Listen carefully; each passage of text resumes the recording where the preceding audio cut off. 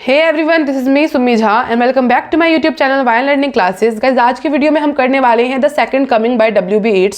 सो time को ना waste करते हुए वीडियो को शुरू करते हैं। बट उससे पहले अगर आप मेरे चैनल पे फर्स्ट टाइम आए हैं तो मेरे चैनल को सब्सक्राइब करें, वीडियो अच्छी लगेगी तो वीडियो को लाइक करें, साथ में कमेंट करके अपना फीडबैक जरूर शेयर करिए। तो चलिए टॉपिक को शुरू करते हैं, पोएम को शुरू करते हैं। सबसे पहले अबाउट द पोएट के बारे में जानते हैं, यानी कि WB Yeats का फुल नेम जो है वो क्या है, विलियम बटलर येट्स। इनका जन्म जो है वो 1865 में हुआ था और इनका जो मृत्यु है वो 1939 में हुई थी। Was an Irish poet and one of the leading figure of the 20th century literary revival. His work often explored themes of mysticism, Irish folklore, and the complexities of human experiences. Yeats received the Nobel Prize in Literature in 1923 for his profound poetic achievement. His notable collection include The Tower and The Winding Stair. Yeats' poetry reflects his fascination with the spiritual and the historical, making him a central figure in Irish literature. यहाँ पे क्या बोला गया है, poet के बारे में अगर बात करें तो इनका फुल नेम जो है वो विलियम बटलर येट्स है। जन्म की बात हो गई, मृत्यु की बात हो गई। ये एक आयरिश पोएट है और एक ये बहुत लीडिंग फिगर है, यानी कि बहुत एक मतलब बोलते हैं ना मेन कैरेक्टर कहते हैं, वो है ये 20th सेंचुरी के लिटरेरी रिवाइवल में इनका एक बहुत अहमियत वाला फिगर रोल रहा है। एंड इनका जो वर्क है वो काफ़ी ज़्यादा प्रसिद्ध हुआ उस टाइम में। ह्यूमन एक्सपीरियंसेस से रिलेटेड इनके वर्क रहते थे, जैसे कि आयरिश फोल्कलोर से रिलेटेड इनके वर्क रहते थे जो ह्यूमन एक्सपीरियंस पे होते थे। अब इन्होंने जो है वो 1923 में लिटरेचर में नोबेल प्राइज जो है वो इनको मिला था अचीवमेंट के रूप में, पोएटिक अचीवमेंट के रूप में। इनकी जो है कुछ कलेक्शंस है, फेमस कलेक्शंस है, the tower and the winding stair. ये सब इनकी फेमस नोटेबल कलेक्शंस में से एक हैं। तो इसके आगे जो है हम पढ़ते हैं इस पोएम का इंट्रोडक्शन। तो इस पोएम के इंट्रोडक्शन में है the poem the second coming by WB Yeats about the turmoil created by world war two के बाद टर्मोइल का मतलब होता है उथल पुथल, यानी कि कोई भी चीज़ जब उथल पुथल हो जाती है तो उसके बाद जो है उसको ठीक कैसे किया जाए, है ना। तो इस पोएम के ऊपर रिलेटेड है कि वर्ल्ड वॉर सेकंड के बाद हर चीज़ जो है वो क्या हो गई थी, उथल पुथल हो गई थी। And the poet is seeking the second birth of saviour and the prophet का मतलब होता है क्रिस्ट, यानी कि भगवान का नाम है ये। जो जीजस होते हैं, क्रिस्ट होते हैं, यानी कि जो क्रिश्चियन धर्म है उनके गॉड का नाम है ये। After world war second there was a complete disconnect between human kind and divinity. The poem is divided into two section. The first section talks about the spiritual disconnect and suffering and on the other hand second section is about second birth of prospect. देखो अब यहाँ पे क्या लिखा गया है introduction में, ये जो सेकंड कमिंग का मतलब होता है कि इसका मतलब क्या है, जो पोएट के अकॉर्डिंग है, पोएट के अकॉर्डिंग क्या बोला जा रहा है कि इस संसार में बहुत ज्यादा ह्यूमन बीइंग द्वारा जो है वो पाप किया गया है। और ये हर धर्म में, चाहे वो कोई भी धर्म हो, उसमें कहा जाता है कि जब धरती पे पाप बहुत ज्यादा आ जाता है तब भगवान जो है वो जन्म लेते हैं, यानी कि भगवान का जो है वो जन्म दोबारा से होता है। तो जो क्रिश्चियन धर्म था उसमें 2000 वर्ष पहले जो है वो क्रिस्ट का जो है वो जन्म हुआ था, लॉर्ड क्रिस्ट का जन्म हुआ था। तब उन्होंने धरती के सारे पाप को खत्म कर दिए थे। लेकिन अब 2000 वर्ष के बाद धरती पे फिर से बहुत सारे पाप हो चुके हैं। तो पोएट का कहना है कि अब जो है फिर से किनको जन्म लेना पड़ेगा, क्रिस्ट को जन्म लेना पड़ेगा, ताकि उनका सेकंड कमिंग हो, यानी कि वो सेकंड बार फिर से जन्म ले, सेकंड बार फिर से आए और इस धरती का सारा पाप ले जाए, वरना बहुत ही ज़्यादा ये धरती जो है वो पाप पे पाप करती जाएगी। ठीक है, तो इस तरीके से ये कहना चाहते हैं। अब यहाँ पे जो है दो सेक्शंस में जो है ये पोएम डिवाइड है। एक सेक्शन में स्पिरिचुअलिटी के बारे में बात किया जा रहा है कि किस तरीके से जो है वो एक दूसरे के साथ लोग डिस्कनेक्ट हो रहे हैं, यानी कि पाप बढ़ रहा है। अच्छे लोग जो है वो कहीं ना कहीं शांत रहते हैं, लेकिन बुरे लोग जो हैं वो काबू में कर रहे हैं हर चीज़ को, है ना। और दूसरा सेकंड पैसेज में, सेकंड स्टैंजा में ये, और दूसरे सेकंड स्टैंजा में ये बोला जा रहा है कि क्रिस्ट जो है उनका दोबारा जन्म होगा, यानी कि वो सेकंड बार दोबारा आएंगे। ठीक है, अब चलो समरी करते हैं। समरी में है इन द फर्स्ट स्टैंजा, पहले स्टैंजा में Yeats talks about the movement of the time which has wind the world. Here Jair signifies the world and the Falconer signifies father, and thus the falcon is not following its honor. There is a complete breakdown that prevents connection and communication. देखो first stanza में क्या बोला गया है कि कोई किसी की बात नहीं मान रहा है। फर्स्ट स्टैंजा में ये बोला है कि जैसे कि यहाँ पे जो हमारा जायर है वो वर्ल्ड को सिग्निफाई कर रहा है, फ्लैकनर जो है वो फादर को सिग्निफाई कर रहा है, फैल्कन जो है वो बांझ को कहा जाता है, वो भी जो है मतलब अपने ऑनर की बात नहीं मान रहा है। And there is a complete break down that prevent, और हमें हर जगह से जो है वो ब्रेक डाउन हो चुका है, यानी कि टूट चुका है। कोई किसी के साथ कनेक्शन नहीं रखना चाहता, कम्युनिकेशन नहीं करना चाहता, यानी बातचीत नहीं करना चाहता। आगे पढ़ते हैं द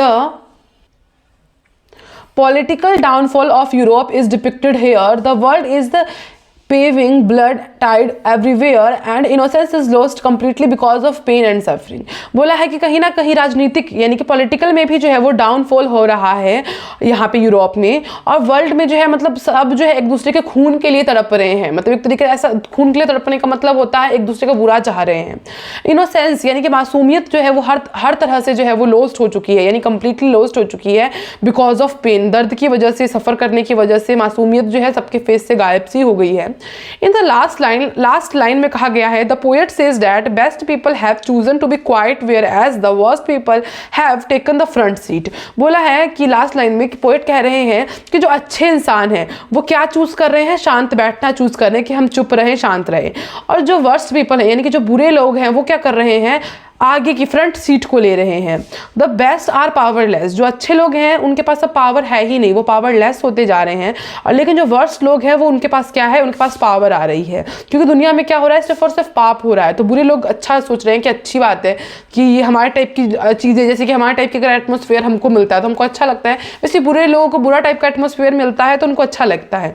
तो वैसे ही वो खुश हो रहे हैं। दस the first stanza is all about the after world war second and it's suffering. तो दूसरा स्टैंजा जो है वो सब कुछ किसके बाद का है, वर्ल्ड वॉर जो सेकंड हुआ था उसके बाद का है, और उसके बाद उन्होंने क्या क्या सफ़र किया उसके बारे में है। अब इन द सेकंड स्टैंजा, अब सेकंड स्टैंजा की बात किया जा रहा है, the poet is very hopeful about some revelation and some positive outcome. अब सेकंड स्टैंजा में थोड़ा सा जो है पोएट के अंदर होप आई है कि अब क्या होगा, अब कहीं ना कहीं पॉजिटिव अप्रोच आई है, पॉजिटिविटी आ रही है, आउटकम आ रहा है कि कुछ ना कुछ पॉजिटिव होगा। Second coming is signified as the second birth of Christ और द प्रोस्फेट और क्रिस्ट एक ही बात है। बोला है सेकंड कमिंग, यानी उनको अब ऐसा लगता है कि कहीं ना कहीं धरती पे जो है दूसरी बार जो है आएंगे, कौन, बर्थ होगा किनका, क्रिस्ट का, and which is going to happen, और वो बहुत जल्दी होगा, और गोइंग टू हैपन मतलब होने ही वाला है। हेयर द एक्सक्लेमेशन मार्क या exclamation mark depicts that this is not a prophecy, then he sees a vast image of coming out Spiritus Mundi, it's the spirit of the world collection। इस बात पे जो है एक exclamation mark लगा होता है कि आएंगे, कब आएंगे, लेकिन अचानक से पोएट को जो है वो एक स्पिरिचुअस इमेज दिखती है, और फिर वो इमेज को वो जब देखते हैं तो वो कुछ ट्रबल में चले जाते हैं। This distant image which does not encourage the poet, ये एक ऐसी इमेज होती है जो पोएट को इनकरेज नहीं करती, यानी प्रोत्साहन नहीं देती, ये जो है उनको और ट्रबल में डाल देती है। What Yeats want to see is the coming of Christ, but what he gets to see is something else. तो वो क्या देखते हैं, वो देखते हैं कि क्रिस्ट का कमिंग देखना चाहते थे। वो क्या चाहते थे कि क्रिस्ट आए, यानी कि हमारे भगवान आए, लेकिन जो चीज़ वो देखते हैं वो उनको और ज़्यादा ट्रबल में डाल देता है। वो चीज़ नहीं देखना चाहते थे जो चीज़ वो देखते हैं उस इमेज में। It's a kind of hallucination. Poet sees an unnatural image, वो एक अननेचुरल इमेज देखते हैं, which has a lion's body, जिसके अंदर जो है पूरा का पूरा लॉयन का बॉडी होता है, लेकिन जो हेड है यानी कि जो सिर है वो इंसान का लगा होता है। एंड इमोशनलेस एज द सन, और बिल्कुल वो इमोशनलेस होता है, यानी कि इमोशन नाम की कोई चीज़ नहीं होती। हर एक इंसान जो है वो इमोशन से बना होता है, लेकिन जब इमोशन ही नहीं होगा तो फिर वो इमोशनलेस हो जाएगा और वो सन की भांति रहेगा, जिसको कुछ फ़र्क ही नहीं पड़ता। तो बोला गया है कि उन्होंने एक अननेचुरल इमेज देखी जिसमें पूरा शरीर जो है वो लायन का था और हेड जो था वो मैन का था। This creature is not going to bring any relief, इस क्रिएचर ने पोएट को रिलीफ नहीं दिया, यानी कि कहीं ना कहीं अंदर से जो है उनको शांत नहीं किया, बट ओनली डिस्ट्रक्शन, उल्टा उनको जो है और ज़्यादा जो है वो परेशान सा करके रख दिया। द बीस्ट का मतलब जानवर होता है। The beast is moving slowly, अंदर ही अंदर उनको ऐसा लग रहा था कि अब जानवर जो है वो धीरे धीरे आ रहा है यहाँ पे, and is compared with the real shades, और धीरे धीरे इंसान जो है जानवर की भांति ही बदल जाएगा।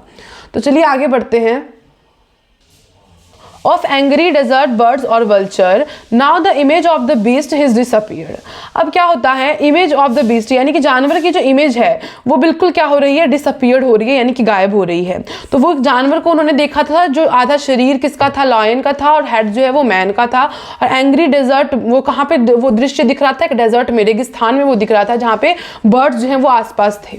अब वो धीरे धीरे वो इमेज क्या हो गई, डिसअपियर हो गई है। The poet says that slip of the 20th century and nightmare space painful experience. वो बोल रहे हैं कि 2000 साल पहले यहीं पे उनका मृत्यु हो गया था क्रिस्ट का, यानी कि वो सारा कुछ लेकर के चले गए थे, पाप धरती का जितना भी पाप था 2000 वर्ष पहले वो लेकर के चले गए थे। लेकिन उसके बाद का जितने भी एक्सपीरियंसेस हैं वो धीरे धीरे पेनफुल ही बनते जा रहे हैं। Hence he realises that Christ is not coming. अब उनको रियलाइज हो चुका है कि क्रिस्ट जो है वो वापस नहीं आने वाले। But the monstrous beast is coming to the place where Christ was born।